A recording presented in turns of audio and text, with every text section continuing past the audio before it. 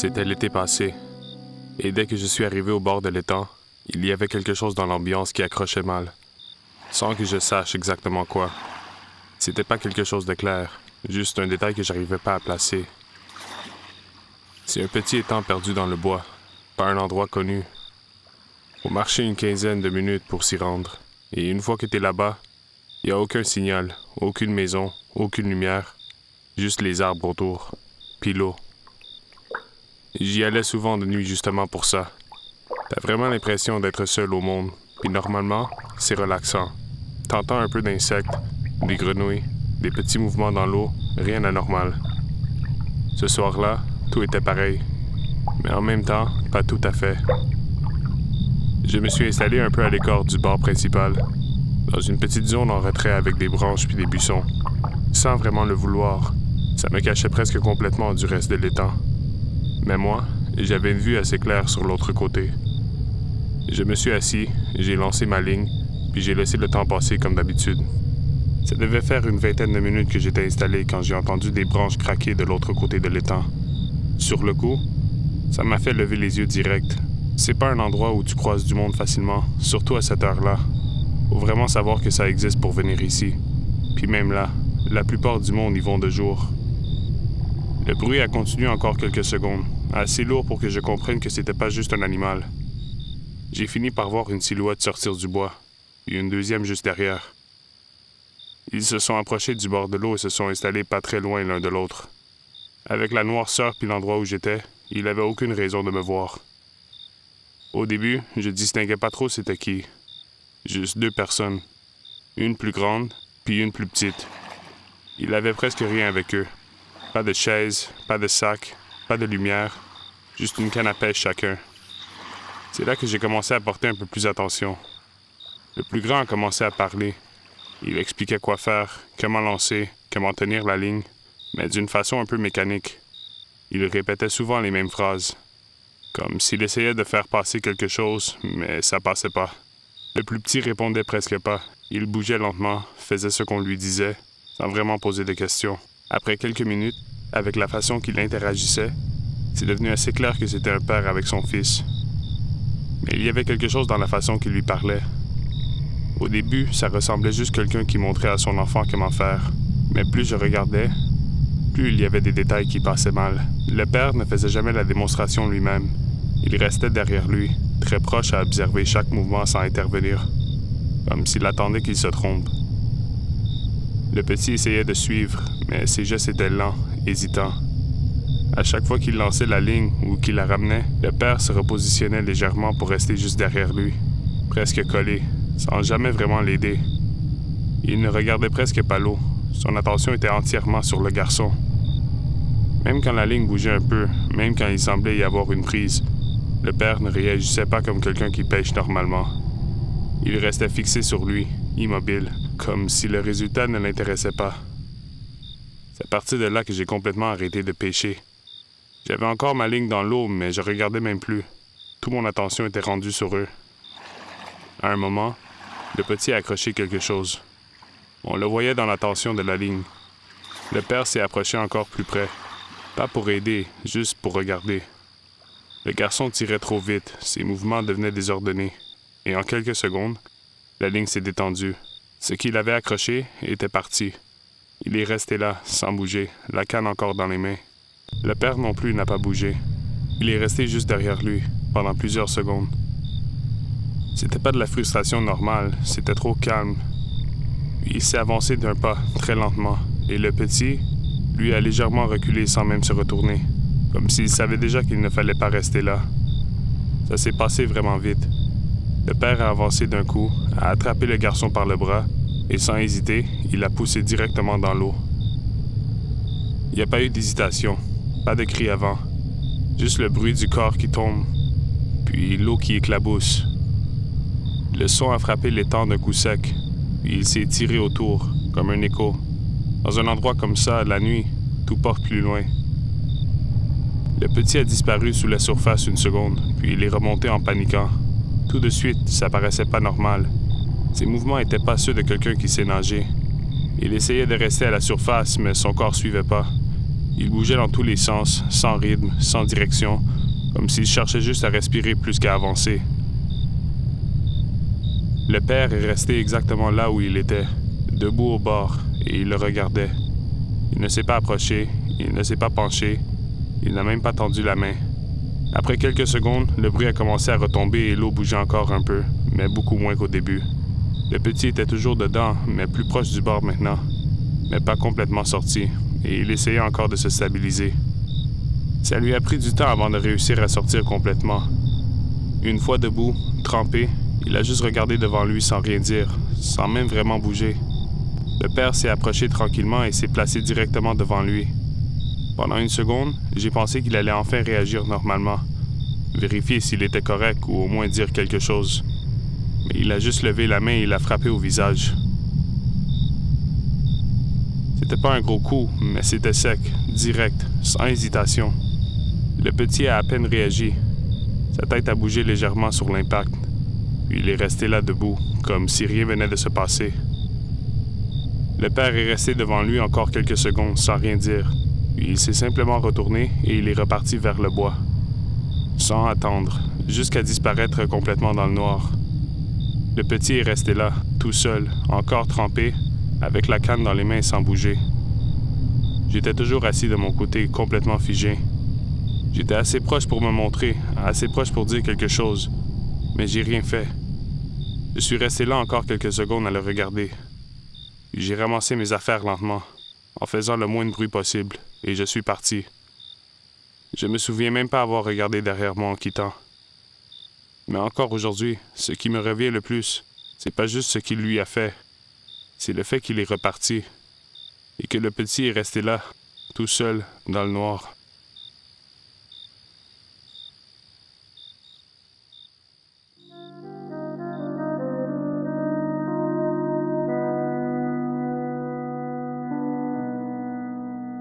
C'était vers la fin de l'été, et j'étais allé pêcher de nuit sur une rivière assez isolée que je connaissais déjà.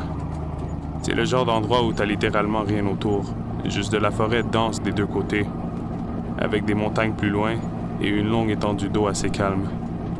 Une fois que t'es là-dessus en bateau, t'as vraiment l'impression d'être complètement coupé du reste.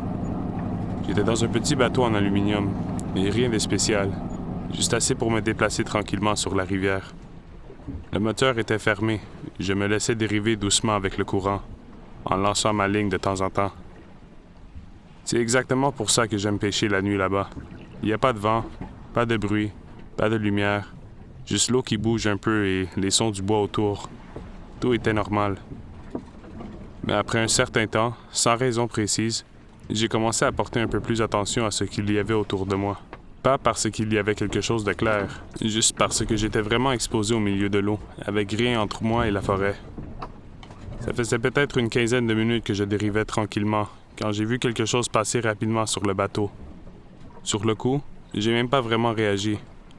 J'ai pensé que c'était juste un reflet dans l'eau, ou un mouvement de ma ligne, mais quelques secondes plus tard, c'est revenu, très brièvement, comme un petit point vert qui a glissé sur le bord du bateau avant de disparaître. Là, j'ai levé les yeux vers la forêt en face de moi. Mais il n'y avait absolument rien. Aucune lumière, aucun mouvement, juste le noir complet entre les arbres. Je suis resté immobile quelques secondes, à fixer dans cette direction, en attendant que ça revienne. Mais plus rien. Je me suis dit que j'avais peut-être mal vu, que c'était juste un reflet bizarre avec l'eau. J'ai baissé les yeux vers ma ligne, et le point est réapparu. Directement sur moi. Sur mon ventre. Pas longtemps, même pas une seconde, mais assez pour que je le voie clairement. Un point vert, net, parfaitement stable. Il a disparu encore. Cette fois-là, c'était plus une impression. Quelqu'un était en train de viser dans ma direction, et j'avais aucune idée de où ça venait. Je suis resté complètement immobile pendant quelques secondes à fixer la forêt, en essayant de comprendre d'où ça pouvait venir. Mais c'était impossible. Tout était noir, dense, et surtout beaucoup trop large pour essayer de cibler un point précis. Puis ça a recommencé. Le point est réapparu, mais pas au même endroit. Cette fois, il a glissé sur le bord du bateau, plus loin de moi. Puis encore une fois, il a disparu. C'est là que j'ai compris que ça venait pas d'une seule angle. J'ai levé les yeux un peu plus lentement, en regardant plus large autour de moi. Mais plus je regardais, plus ça devenait évident que ça pouvait venir de n'importe où. La forêt suivait la rivière sur des centaines de mètres, et même au-delà, il y avait les pentes, les arbres, des zones complètement noires où tu pouvais rien distinguer du tout. Le point est revenu une autre fois, encore ailleurs. Pas longtemps, juste assez pour apparaître clairement, puis encore disparaître. Mais cette fois, il est resté une fraction de seconde de plus. Assez pour que je voie qu'il se stabilisait, comme s'il se posait sur une cible. C'est là que j'ai vraiment compris. J'étais au milieu de l'eau, dans un petit bateau, sans aucune couverture, sans aucun endroit où me cacher, et quelqu'un, quelque part dans toute cette forêt, pouvait me voir parfaitement. Peu importe la distance, peu importe où il était. Moi, j'avais rien pour le repérer.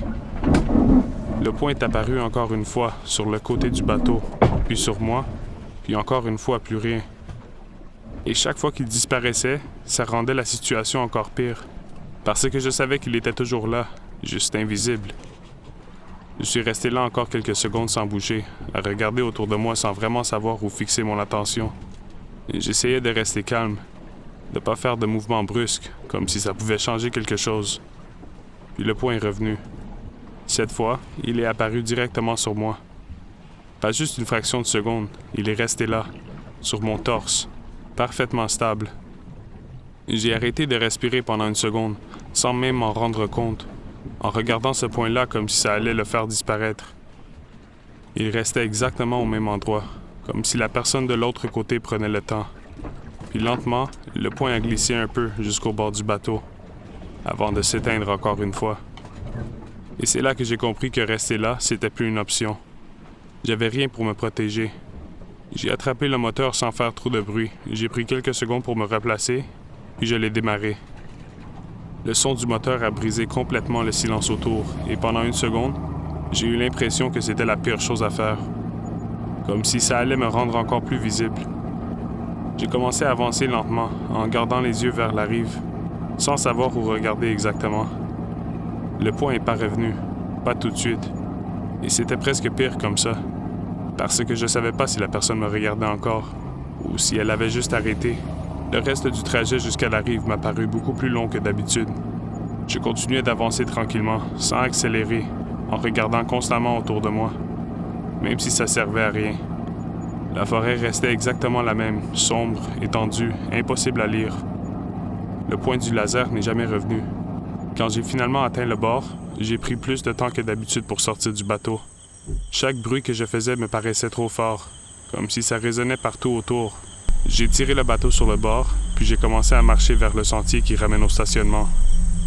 C'était pas très loin, mais en pleine nuit, avec aucun éclairage, ça paraît beaucoup plus long. Je marchais sans me retourner. Pas parce que j'avais pas envie de regarder, mais parce que j'avais l'impression que si je me retournais, j'allais voir quelque chose. Ou peut-être rien du tout, et que les deux étaient pires. Tout le long du chemin, j'avais cette sensation que j'étais encore visible, même à travers les arbres, comme si peu importe où je me déplaçais, quelqu'un avait toujours un angle sur moi. J'entendais juste mes pas, rien d'autre, mais ça suffisait pour me rendre encore plus conscient du silence autour. Quand j'ai finalement vu ma voiture, j'ai pas ralenti. J'ai ouvert la porte, je suis rentré, puis j'ai verrouillé immédiatement sans même réfléchir. Je suis resté là quelques secondes, sans démarrer, juste assis, à regarder dans la noirceur autour de moi. Puis j'ai quitté. J'ai jamais revu ce point-là. J'ai jamais su d'où ça venait. Mais je me demande c'est quoi que la personne de l'autre côté du laser voyait exactement. Et surtout, qu'est-ce qu'elle voulait faire?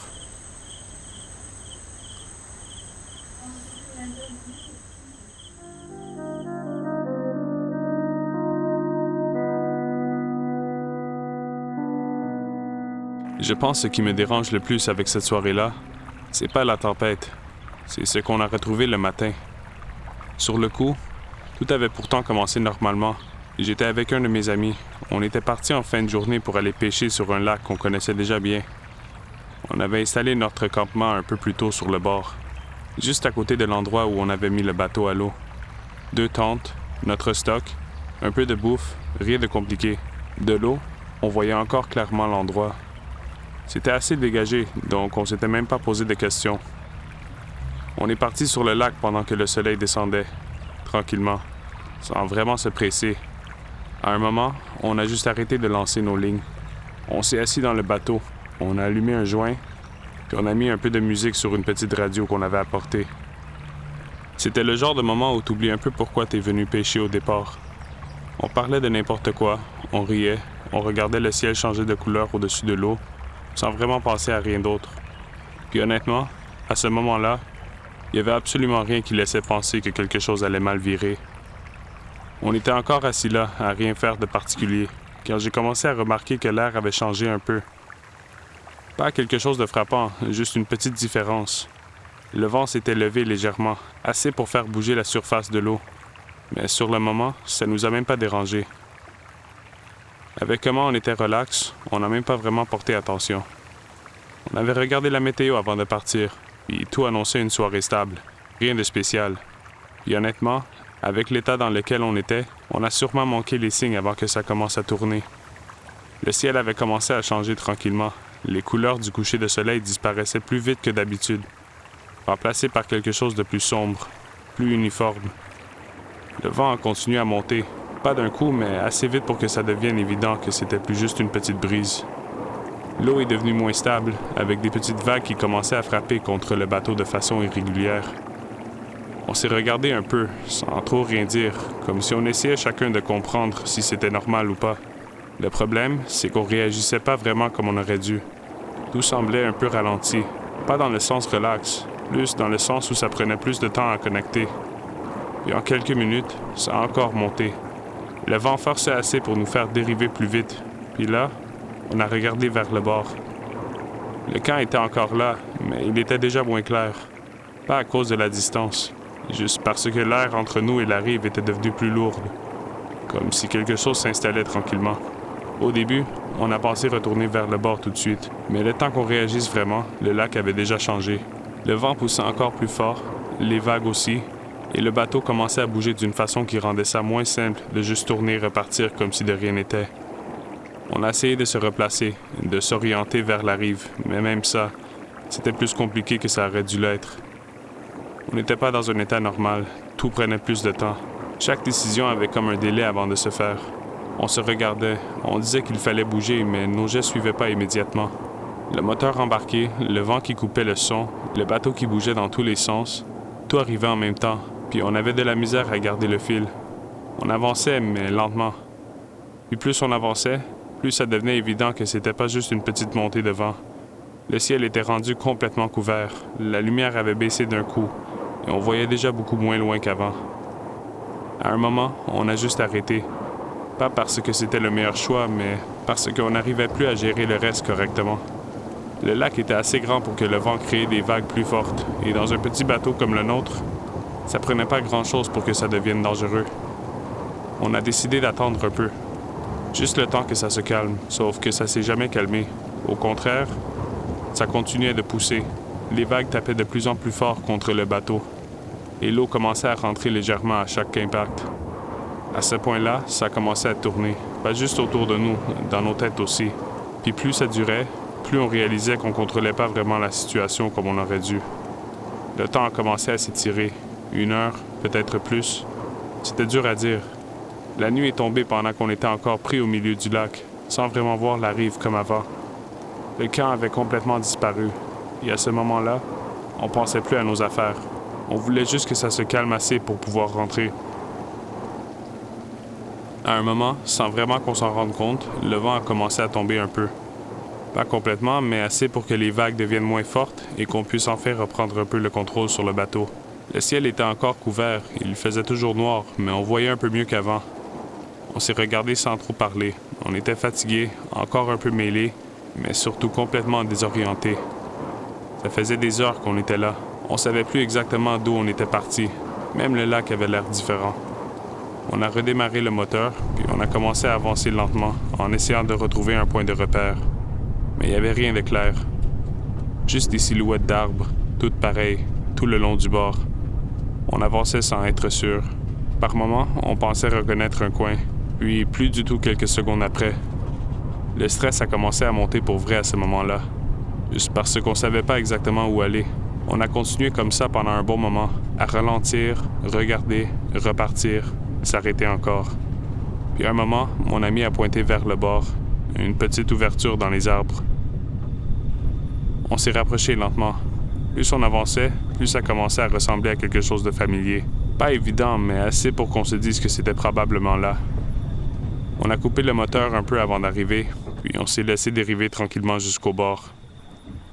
Quand le bateau a finalement touché le sol, on a pris quelques secondes sans bouger, juste pour réaliser qu'on était enfin revenu.